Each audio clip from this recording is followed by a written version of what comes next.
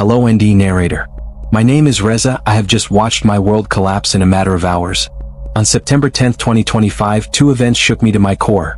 Kirk was shot dead in America, and my best friend, Ashur Sarnaya, a crippled Christian refugee I called my brother, was stabbed to death in front of his home here in Lyon while live streaming about Jesus. His only crime was leaving Islam and refusing to be silent. 2 days later, in hiding and trembling with fear, I saw Ashur again, clothed in white, walking, smiling, and taking me on a journey to heaven and hell. That vision changed me forever. This is my story of how the murder of my best friend led me to abandon Islam and surrender my life to Jesus Christ. My name is Reza. I am 46 years old, and I was born in Tehran, the capital of Iran.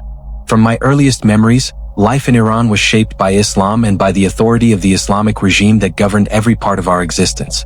I grew up in the 1980s and 1990s, a time when the Ayatollahs and the clerics made sure that no one could live outside the rules of Islam. The call to prayer echoed 5 times a day from the mosque loudspeakers that were fixed on every corner. Women walked in the streets covered from head to toe in black chatters, and men were expected to pray, fast, and obey the instructions of the imams without question. I grew up believing that my life's purpose was tied completely to Allah and that I could never think differently, because to question was dangerous. My parents were devout Muslims, and they tried their best to make sure that our household lived under the shadow of Islam. My father was a government worker who respected the clerics and often reminded me that loyalty to Islam was the key to honor in society. He would wake me early every morning, especially during Ramadan, to join him in prayer before sunrise. My mother was no different. She often filled our home with the voice of Quran recitation on the radio and made sure that we fasted from the age of 7. She taught me that a good Muslim boy should not only obey his parents but also be careful to avoid the smallest mistake in the eyes of Allah. Our house was decorated with Islamic calligraphy, verses from the Quran hung in frames on the wall, and even our conversations at the dinner table often returned to topics about Islam, the imams, and what it meant to live righteously. As a child, I never doubted that my parents were sincere. They believed strongly that by keeping us close to Islam, they were protecting us from the dangers of the world. Yet the atmosphere in Tehran was suffocating, even for a boy like me who wanted to be obedient. The morality police, known as the Gashti Irshad, roamed the streets. They stopped women who they believed were not properly covered and sometimes punished men for not attending prayers at the mosque. I remember one day when I was 10 years old, my cousin was taken away because the police caught him listening to Western music on a cassette tape. He was beaten and humiliated in front of his friends, and that memory stayed with me for years. Even though we prayed and followed Islam, the fear of punishment was always in the air. We knew that even a small mistake could bring humiliation or worse. The school I attended was no different. Religion was not just one subject. It was the center of every subject. Our teachers began every class with verses from the Quran. We studied Islamic law alongside math, Islamic history alongside science, and Arabic language alongside literature. The imams from the nearby mosque often visited our school to lecture us on loyalty to Islam and obedience to the regime. They warned us never to question the words of the Ayatollah and reminded us that anyone who strayed from Islam was an apostate who deserved death. For me, school was not just about learning, it was about being shaped into a faithful Muslim who would never challenge the authority of the clerics. The weight of Islam was not just heavy at home, it was pressed on us from every angle of society. Despite being devout, I could not help but feel uneasy with some of the things I saw around me. When I was 12, I saw a group of men being lashed in public because they had been accused of drinking alcohol. The crowd was forced to watch as the morality police shouted verses from the Quran while the punishment was carried out. The men screamed in pain and I felt my stomach turn. I asked myself quietly if this was what Allah really wanted from us. Was God pleased when people suffered like this? I pushed the thought away because I was taught that questioning was a sin. Still, the image of those men being beaten never left my mind. I began to carry a small unease inside me, a whisper that maybe what I was seeing was not the mercy of God but something else. As I grew older, I tried to bury these doubts under devotion. I attended the mosque daily, recited the Quran, and even joined groups of young Muslims who gathered to study Islamic teachings. I was proud when the imam of our mosque praised me for my memorization of surahs and encouraged me to consider becoming an imam myself one day. My parents were proud too. They told me that Allah had blessed me with intelligence and discipline, and that I should serve Islam with all my strength. Outwardly, I was a model Muslim boy respected in my family and neighborhood. But inwardly, the unease never completely went away. Every time I saw someone punished, every time I heard of someone imprisoned for speaking freely, I wondered if the Islam I followed was truly from God or if it had been twisted into something else. By the time I reached my teenage years, the contradictions around me became harder to ignore. On one hand, the imams and teachers spoke about Allah's mercy and forgiveness. On the other hand, the regime was quick to punish with cruelty anyone who stepped out of line. My classmates and I often whispered quietly to each other about these contradictions, though we never dared to speak too loudly for fear of being reported. Some of my friends dreamed of escaping Iran to live in Europe or America, where they believed life was freer. I never admitted it, but I too sometimes dreamed of living somewhere I could breathe without fear of the morality police. Yet, despite these thoughts, I remained a devout Muslim. I told myself that perhaps my doubts were just weakness, and I pushed myself harder to obey, fast, and pray. The regime used religion to control every aspect of life, and even entertainment was heavily restricted. Television programs were filtered to ensure they supported Islamic values. Books and movies from the West were banned, and if anyone was caught with them, they faced punishment.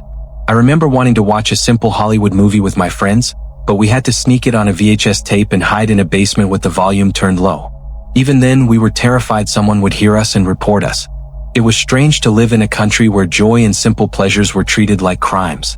I told myself that these restrictions were necessary for the purity of Islam, but deep down I wondered why God would want his people to live in constant fear and misery.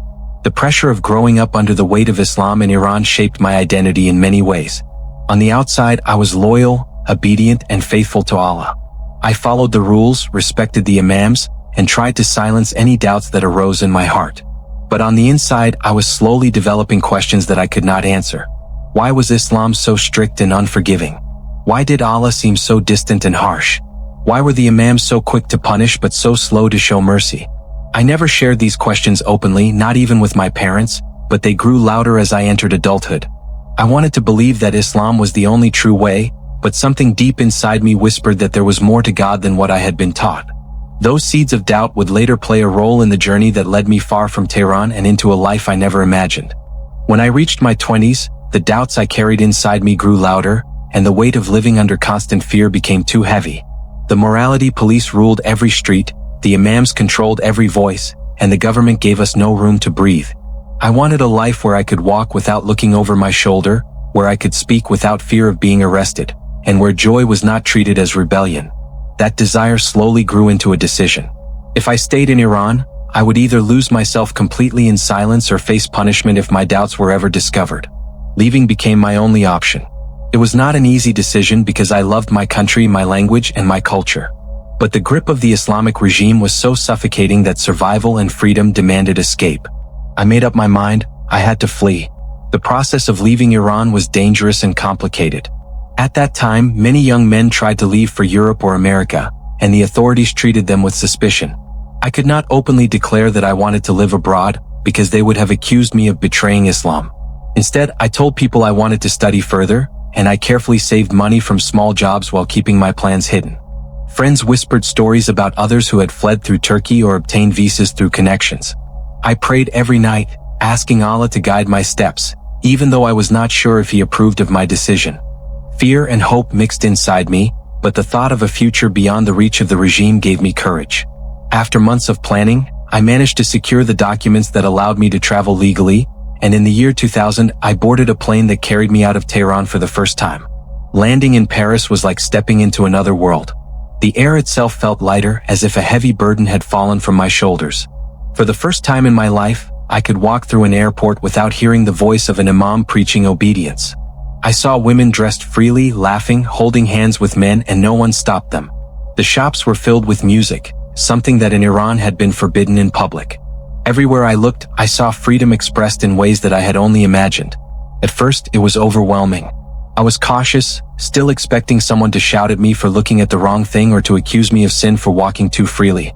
But day after day, I realized that here in France, life was different.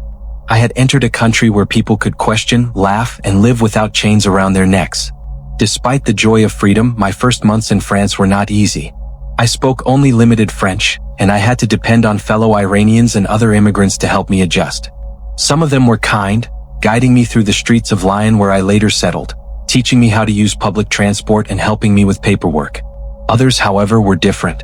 I noticed quickly that some Muslims who had also fled from their countries carried with them the same attitudes I had left behind. They demanded that women wear hijabs in public, pressured young men to attend Friday prayers, and criticized anyone who tried to adapt to French society. At first, I thought it was just nostalgia for home, but soon I realized it was more than that. Some of these Muslims were determined to impose Islam on the very country that had given them shelter. This shocked me deeply. I had run from Iran because of the suffocating rules, and here I was in France watching some of my fellow Muslims trying to recreate the same environment. I saw young men harassing women on the streets for dressing too freely. I read in the newspapers about gangs of immigrants causing trouble, committing crimes, and spreading fear in neighborhoods. I even heard imams in some mosques speak about the dream of Islamizing France, of turning the country that had welcomed us into another version of what we had left behind. It disturbed me to the core. I could not understand how people who had escaped oppression could think of imposing the same rules on their hosts. It was ungrateful and hypocritical, and it made me question even more the way Islam was practiced by those around me. The contrast between French liberty and immigrant behavior was too sharp to ignore. On one hand, France was filled with beauty, cafes on the corners where people sat without fear, open debates on television where anyone could express their opinions, churches that stood tall without being destroyed, and schools where children laughed without the pressure of reciting verses before every subject. On the other hand, some Muslim immigrants were determined to disturb that peace. They burned cars in protests, shouted insults at the French government, and claimed they were victims even while enjoying freedoms they never had at home. Watching this confused me. I asked myself, if Islam truly brought peace as the imams always said, why was it that wherever Muslims went, conflict seemed to follow? Why was gratitude replaced with anger and kindness answered with demands? These questions echoed inside me as I tried to make sense of my new life. I wrestled daily with my loyalty to Islam. I still considered myself a Muslim, and I prayed in my room at night, whispering the name of Allah as I had done since childhood. I fasted during Ramadan and observed the rituals that my parents had taught me. Yet every time I saw Muslims misbehaving in France, my heart felt heavy. Their actions were the opposite of what I thought Islam represented. Instead of respect, they showed violence. Instead of peace, they spread fear. Instead of gratitude, they carried bitterness. I felt ashamed, as if their behavior reflected on me personally. It was not easy to carry that shame because when French people looked at us, they did not see individuals, they saw Muslims as one group. And when one Muslim caused trouble, the shadow fell on all of us. I did not want to be associated with that image, but I could not run from it either. The longer I lived in France, the more my conflict grew. On some days, I clung tightly to my prayers, telling myself that true Islam was pure and that these troublemakers were just misrepresenting it.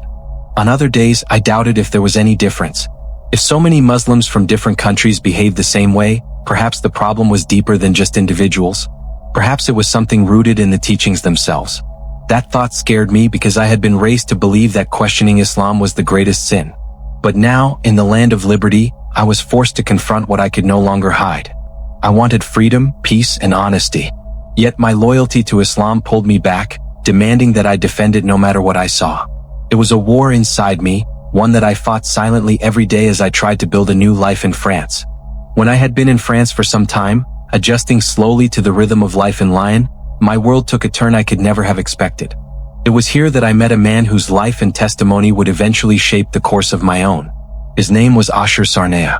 He was a Christian from Iraq, a man who had been forced into exile because of the same kind of violence and oppression that I myself had fled. Ashur was not like others. He lived in a wheelchair, the result of a disability that had followed him from childhood, yet his spirit was stronger than anyone I had ever met. He had come to Lyon with his family after ISIS swept across Iraq, destroying towns and persecuting Christians. France had given him shelter, but even here, he carried scars from the persecution that had marked his people. I first learned about Ashur during a community event in Lyon that gathered immigrants from different countries. The event was organized by local associations that wanted to help foreigners integrate into French society. There were Iranians, Iraqis, Syrians, and North Africans, each with their stories of escape and survival. I was standing in a corner, listening quietly when I noticed Ashur. He was seated in his wheelchair, his face calm but marked with experience. Something about him drew me in. Despite his disability, he carried himself with dignity. When it was his turn to speak, he introduced himself as a Christian from Erbil, a city in northern Iraq. He spoke openly about the difficulties his people had faced at the hands of Islamists, and how his family had lost everything before fleeing to France. His voice was steady, his words were strong, and his faith in Jesus was clear. After the event, I found myself walking toward him. At first, I hesitated because I wondered how he would see me. I was still a Muslim, even though I struggled with many doubts, and I did not know if a Christian like him would want to speak with me. But the moment I greeted him, his smile put me at ease. He looked at me not with suspicion but with warmth. I told him my name, Reza, and that I had come from Iran. His eyes brightened, and he said he had met Iranians before who shared stories of persecution under the Islamic regime. We began talking, and to my surprise, the conversation flowed easily. It was as if we had known each other for years. There was no wall between us, no judgment. We were simply two men from the Middle East, far from home, finding common ground in our struggles. Over time, our conversations grew deeper. We met often at cafes in Lyon, places where we could sit and talk for hours.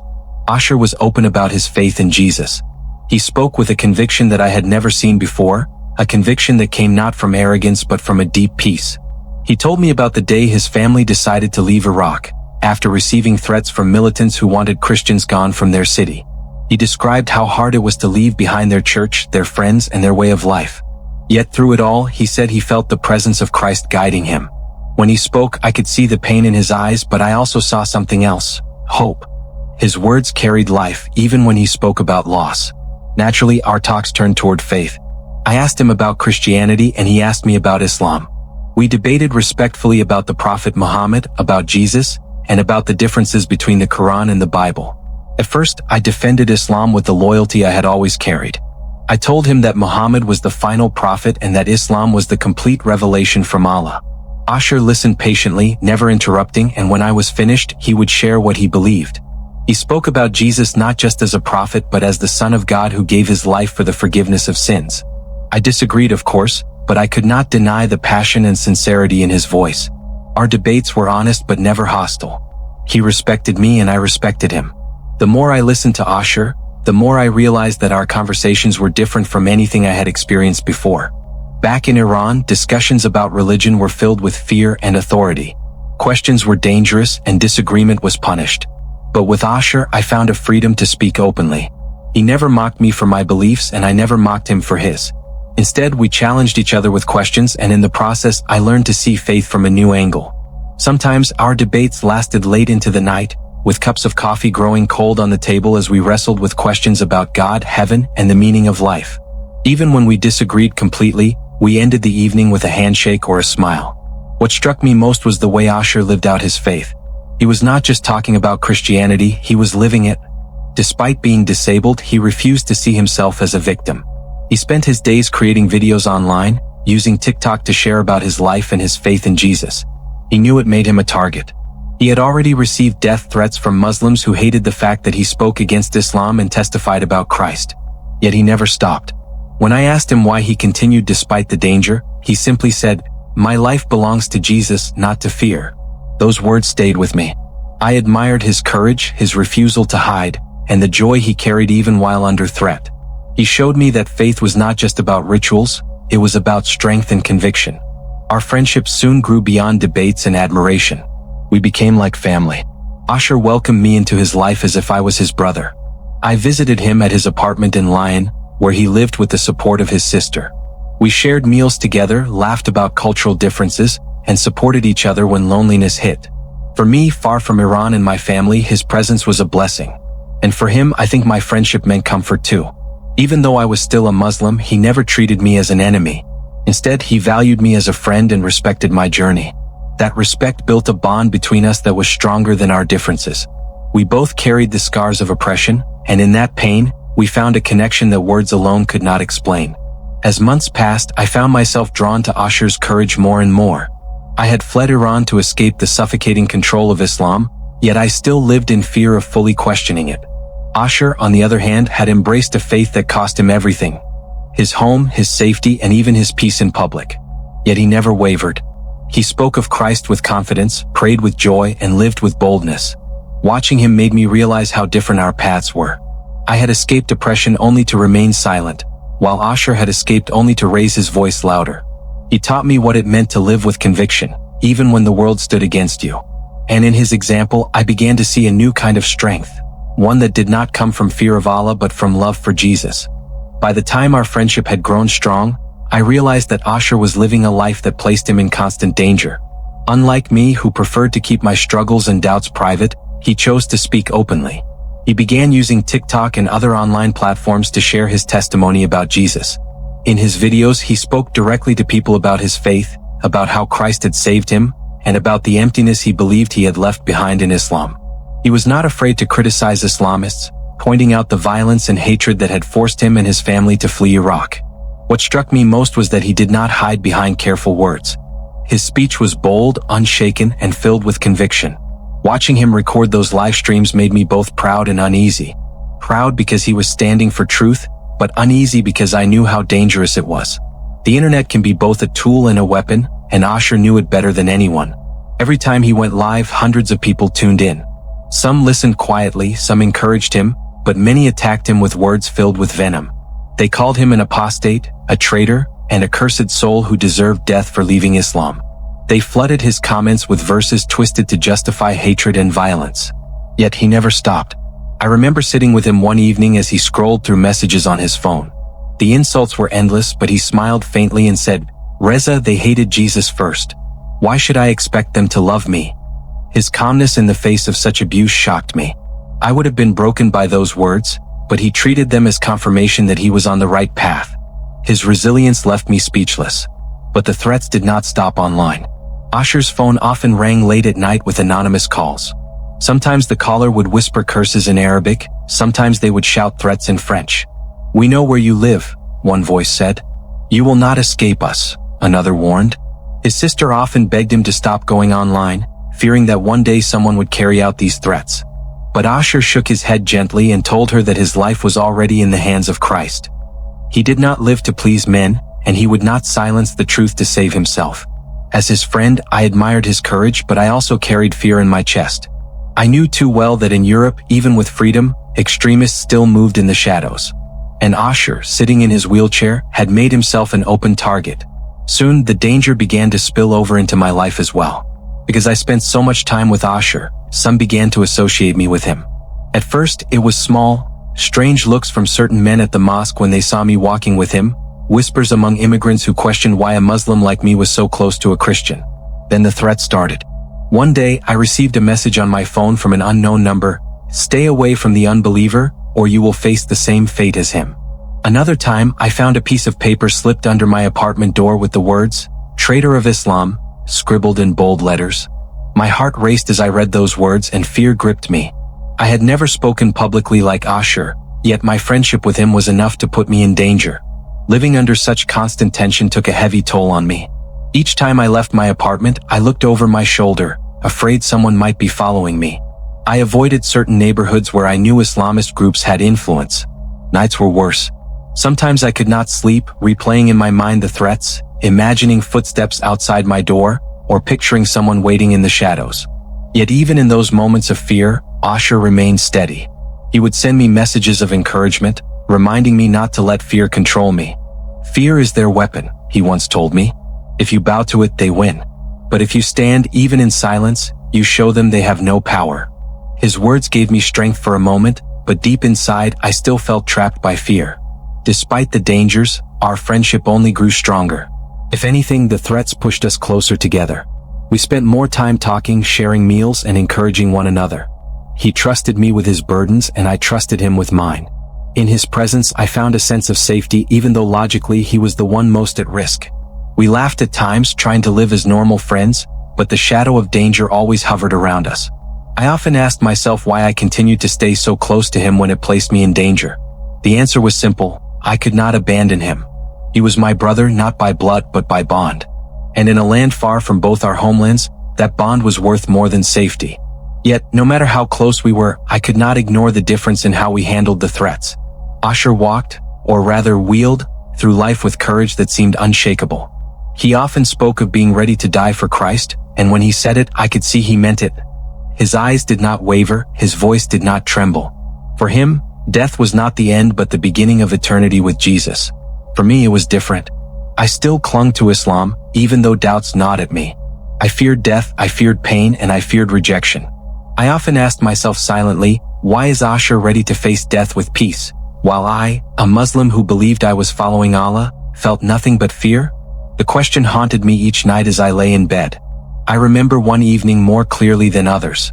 We were sitting in a small cafe near Place Bellecour in Lyon. The city lights shone through the windows and people passed by without noticing us. Ashur leaned closer to me and said, "Reza, if I die tomorrow, I know where I will be. I will be with Christ. Can you say the same?" His words struck me like a knife. I could not answer. I lowered my eyes, stirred my coffee, and pretended not to hear. But inside, my heart was racing. I realized in that moment that his peace came from something I did not have. I had the rituals of Islam, the prayers, the fasting, the recitations. But I did not have assurance. I did not know where I would go if I died. That realization scared me more than the threats ever did. Day after day, the threats continued, but so did Ashur's boldness. He kept going live on TikTok, speaking with passion about Jesus, and exposing the hypocrisy of the Islamists.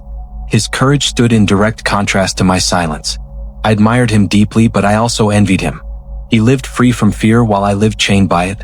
And though I never admitted it to him at the time, I longed for the peace that he carried so effortlessly.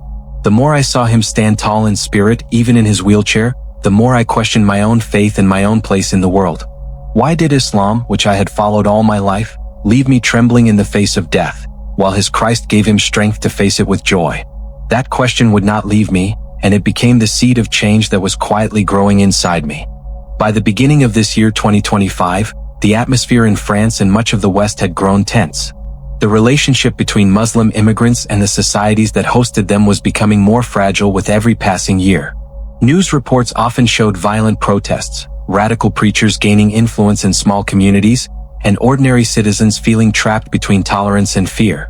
In Lyon, I sensed the tension daily. Some French people looked at us with suspicion, believing every Muslim carried violence in his heart. At the same time, certain Islamist groups spoke openly of reshaping Europe in the image of Islam, pushing for Sharia law, and celebrating attacks carried out elsewhere. Living in that environment was like walking on thin ice. Even though I had doubts about Islam, I was still identified as a Muslim, and my friendship with Ashur placed me in the middle of this storm without a shield to protect me. It was just this past Wednesday, September 10, 2025, that everything came crashing down.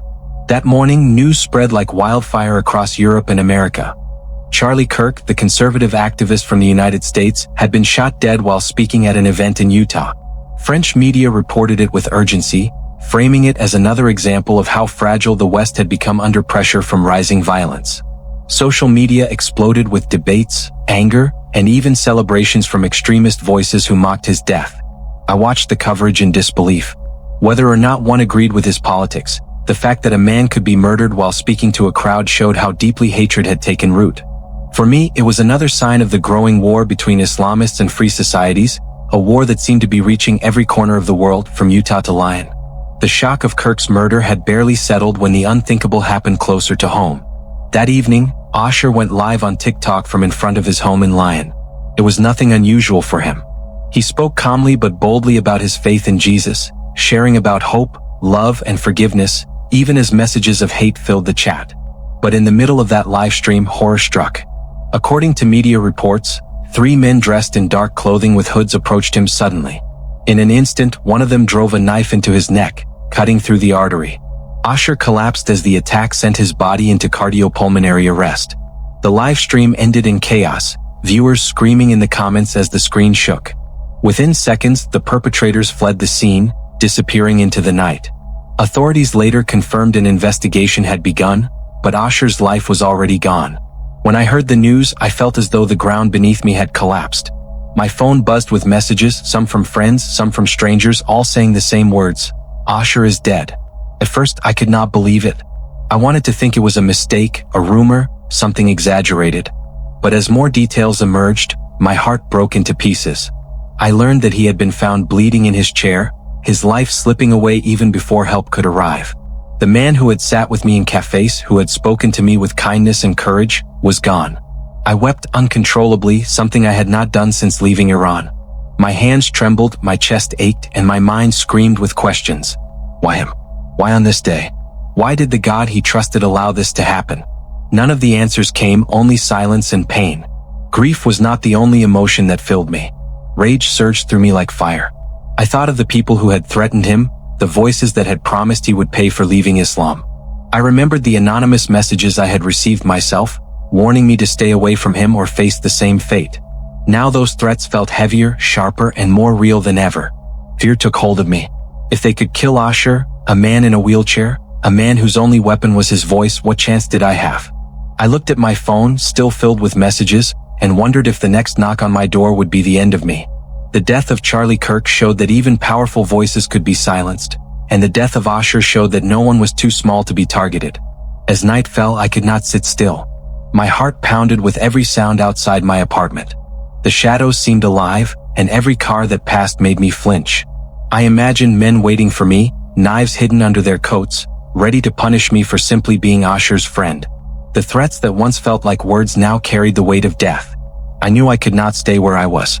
My association with Ashur was no secret. People had seen us together, both in public and online. If they had killed him, they might be coming for me next. That thought alone was enough to push me into action. I gathered a few things quickly, a small bag with clothes, some money, and my passport, and slipped out of my apartment quietly, leaving behind the fragile life I had built in Lyon. I did not know exactly where I was going. I only knew I needed to disappear for a while. The streets of Lyon felt different that night, colder and more dangerous. Every stranger's face seemed suspicious, every corner a trap. I moved quickly, avoiding familiar places, and sought refuge where I thought no one would look. My heart was heavy with sorrow, but my body was driven by survival. I thought of Ashur's last words to me, words about courage, about living without fear. But in that moment, fear was all I had. Unlike him, I was not ready to die. I was not ready to pay the price for truth. I was not ready to face eternity with confidence. And so I ran, mourning my friend, hiding from the world, and wondering if my life would ever be the same again. As I sat in that silence, my thoughts turned back to the years of my life under Islam. I thought of the endless prayers I had prayed, the fasts I had kept, the Quran I had recited since childhood. I remembered the lessons of my grandfather, the stern commands of my teachers, and the expectations of my parents. They had told me that Islam was the perfect way, that Allah demanded my loyalty and my obedience. And for years I had given it. Yet through it all, I had never found peace. I had never found assurance that my sins were forgiven or that paradise awaited me. I had lived in fear, fear of punishment, fear of death, fear of stepping out of line. Now, in the aftermath of Ashur's death and the vision I had seen, I understood why. Islam had bound me in chains, but it had never set me free. I thought of Ashur's courage, of the way he had lived and spoken boldly, even in the face of death. He had sat in his wheelchair, mocked and threatened by many, but he never wavered. He had spoken with joy about Christ, even knowing it might cost him everything. And in the end, it had cost him his life. Yet in the vision, I saw him clothed in white, radiant and free. The same man who had been crippled on earth now walked in glory. The contrast shook me. I was alive, but I was filled with fear. He had died, but he was filled with life. My mind wrestled with this truth. Ashur had gained something eternal, while I was clinging to something empty. The realization broke me, and tears began streaming down my face again. The more I thought about it, the more I knew this was not just a dream. Dreams fade when you wake, but this one had stayed with me, sharper than reality. Every detail, from the streets of gold to the screams of hell, was as clear as if I had lived it. It was more than a dream, it was a warning. God himself had shown me what awaited me if I stayed in Islam and what I could gain if I followed Christ. I could not deny it. I could not dismiss it. The fire in Ashur's eyes when he pleaded with me burned into my soul. I knew it was true, and for the first time in my life, I felt the weight of eternity pressing on me. The time for silence was over. I had to make a decision.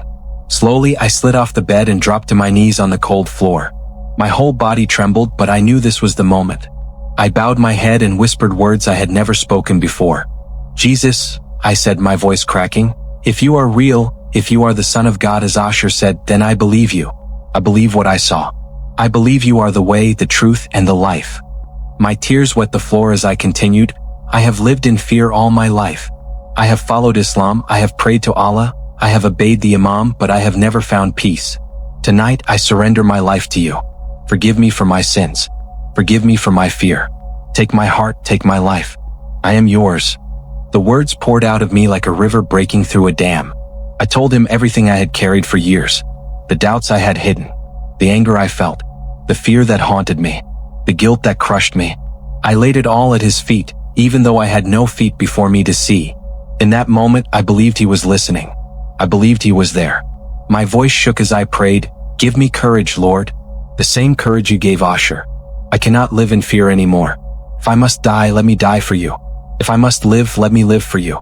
Use me, Lord, to continue what Ashur began. Let me speak the truth when the time is right, not for myself, but for you. My heart pounded, but at the same time, a strange peace filled me. As I prayed, I felt as though a weight I had carried all my life suddenly lifted. The fear that had bound me loosened its grip. The darkness that had pressed against me seemed to fade. In its place came a light, not a light I could see with my eyes, but a light that filled my soul. I had never experienced anything like it before. For years, I had recited prayers to Allah without knowing if He heard me. But in that moment, praying to Jesus, I knew He was listening. I knew He was near. My tears did not fall into emptiness.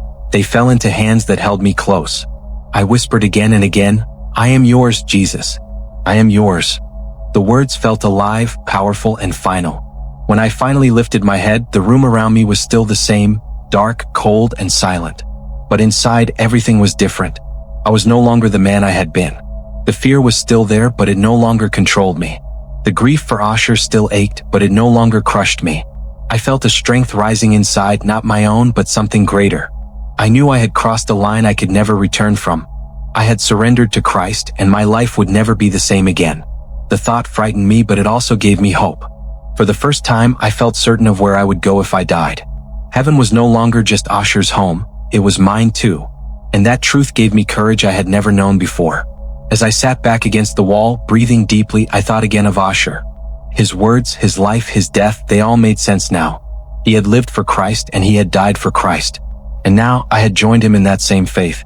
I whispered into the silence, "Thank you, Ashur, for showing me the way. Thank you, Jesus, for saving me." The room was quiet, but my heart was alive with joy. For years, I had searched for peace in rituals, in obedience, in fear.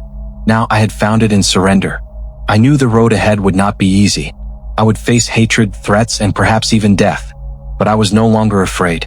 For the first time, I was ready, not because of who I was, but because of who Christ is. It is Friday, September 12th, only 2 days since Ashur's murder, and I am still in hiding and sending you this message of my conversion. My body is weary, my heart is heavy with grief, and the shadow of fear still lingers in the corners of my mind. Yet something inside me is new, alive, and unshakable. For years I lived bound in fear of death, fear of rejection, fear of men who claim to speak for Allah. Now, even though I remain hidden from the world, I no longer feel hidden from God. The vision of Ashur clothed in white still burns in my memory, and the prayer I prayed 2 nights ago has changed everything. I belong to Christ now. I may still grieve the loss of my friend, but within that grief is a hope stronger than death itself. Today I begin to live not in fear, but in obedience. This testimony I now write and share is my first act of obedience to Jesus Christ. I cannot remain silent any longer. If I keep this truth to myself, then Ashur's blood will feel wasted, and my vision will become nothing but a memory. So on this Friday, September 12th, I pour out my story for whoever will hear. I write not as a scholar, not as an imam, not even as a man with influence, but as one who has been broken and remade. I am still in hiding, but the words I speak cannot be hidden. They carry the light of Christ, and light cannot be overcome by darkness. My heart pounds as I put these words down, but this time it is not the pounding of fear, it is the beating of courage. To my brothers and sisters in Islam, I speak directly to you with a trembling yet honest heart. I know your devotion because it was once mine. I know your loyalty to Islam, your fear of leaving, your pride in the rituals, and your fear of the judgment of other Muslims. I lived it all. But I beg you, reconsider the path you are walking. Look honestly at the violence committed in the name of Allah, at the hatred poured out on those who disagree, at the endless threats and curses thrown at those who dare to follow Jesus. Does this reflect the true way of God? Is this the mercy you long for? I once thought so, but now I know better. Do not be afraid to test Jesus for yourself. Do not dismiss him as only a prophet as I once did. Call on his name with an open heart, even in secret, and see if he does not answer. I am living proof that he hears. He came to me in my fear, he broke my chains of terror, and he gave me peace Islam never gave me. My friend Ashur paid with his life to proclaim him, and in his death, I saw truth clearer than I ever had before. If you continue in a religion that encourages killing and silencing others, then you choose darkness. But if you open your heart to Christ, you choose life. The choice is yours, but I plead with you, do not wait until it is too late. And to my brothers and sisters in Christ, I also have words for you. Do not take lightly the faith you carry. Many of you live with freedom to gather, to worship, to speak of Jesus without fear. Treasure that freedom and do not waste it. Pray for strength and unity because the days ahead will not be easy. Around the world, believers are being mocked, threatened, and killed simply for confessing Christ. Ashur was one of them, and many more suffer silently in places where no camera can record their pain. Do not forget them. Pray for them. Stand with them. Encourage them. Support them in whatever way you can. Your prayers are not small, they are weapons against the darkness. I ask you, as one who is now your brother in Christ, lift me up in prayer as well. Pray that I will not shrink back into fear, that I will not remain hidden forever, but that I will stand with the courage Ashur had. I have asked Jesus to give me strength to take up where my friend left off, but I cannot walk this path alone. The body of Christ is one, and I need your prayers as much as the persecuted believers in Iraq, Syria, Nigeria, and beyond. Do not grow comfortable in your safety. Use your freedom to speak boldly, to live faithfully, and to strengthen those who cannot speak without risk. As I sit here in hiding, I think of Ashur's last live stream, the one that ended in blood. His voice still rings in my ears, not with fear, but with joy. He spoke of Christ until his last breath, and that courage has become my inheritance. I cannot let his story end with his death. I must carry the torch forward. I may be hunted, I may be mocked, I may even be killed, but I am no longer afraid. My life is in the hands of the one who showed me heaven and delivered me from hell. If he calls me to die, then death will only be the doorway to his presence. If he calls me to live, then my life will be poured out for his glory. Either way, I cannot lose. So let this be my final word for now, written from the shadows but filled with light. I am determined to come out of hiding soon. I am determined to take up where Ashur left off. I am determined to proclaim Christ boldly, even if it costs me my life. This testimony is only the beginning. More will come. My voice, once silenced by fear, will now rise for Jesus. To my Muslim brothers, I plead, seek him before it is too late. To my Christian family, I say, pray for me, pray for one another, and pray for the nations. The fire that burned in Ashur now burns in me, and I will not let it die. If Christ is for me, who can be against me? My life belongs to him, and I will carry this torch until my last breath.